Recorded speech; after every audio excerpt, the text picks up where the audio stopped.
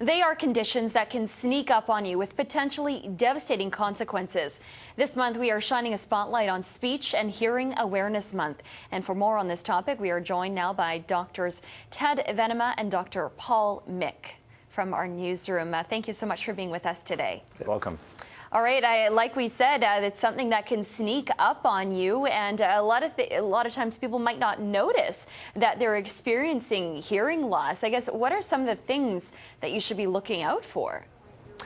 Well, difficulty hearing in background noise, difficulty hearing what someone's saying. That's usually the first sign of hearing loss, and the most common hearing loss is hearing loss in the elderly. And it's a trouble hearing what the word was. And so they're saying, I wish people would speak a little bit more clearly. Okay. And what actually contributes to hearing loss? I mean, are there certain people that are more susceptible to it?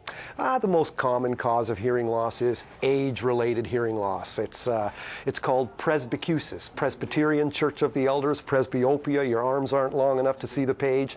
Presbycusis, hearing loss in the treble pitches. They've got trouble hearing treble. I would add that age isn't the only risk factor. If you look at people who are raised in quiet environments, they don't have the same levels of hearing loss as people in noisy industrial places. So noise is an important risk factor, as too is cardiovascular disease, because the ear is actually very metabolically active. It requires a lot of blood supply to power it. So people with cardiovascular disease have higher rates of hearing loss too. Interesting. And what about, kids, not kids, adults even these days, with those big headphones on, listening to their music way too loud? Does that contribute a lot? Sure. Noise-induced hearing loss is the second most common cause of hearing loss after aging. If you can hear someone's headphones and you're not listening to the headphones, imagine the decibel levels hitting the eardrum. And I would add too that there have been some interesting animal studies showing that mice who are exposed to noise at young ages actually have accelerated auditory aging compared to mice that are exposed at later ages. Yeah. So we don't know, but maybe kids who are exposed to noise are at higher risk of hearing loss at an older age. Yeah. How significant of a problem is this? I mean, what segment of the population deals with hearing loss? A large segment. I mean, it depends on how you define hearing loss, but many studies have shown that half of people age 65 and over have some degree of hearing loss.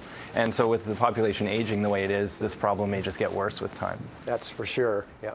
And I imagine that, like you said, it often goes untreated, right? People don't get the help that they need, or they might confuse their symptoms with something else. Yes, there's a lot of research that says people put off buying hearing aids or doing something about it for at least 5 years after they should have been doing something about it. It's you can't see hearing loss. It's invisible. Yeah. And what we can't see, we tend to sweep under the rug, and it's unfortunate. And it often happens very slowly and insidiously, so you don't know what's happening until you get tested.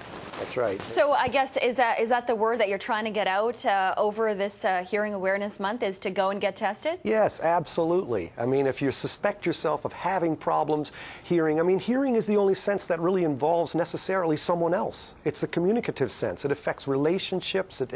And so yes, if you suspect yourself of having hearing loss, for heaven's sakes, do something about it and get your hearing checked. At least find out what's going on. And I understand there's online tools that you can use as well. Yes, there are. Yeah.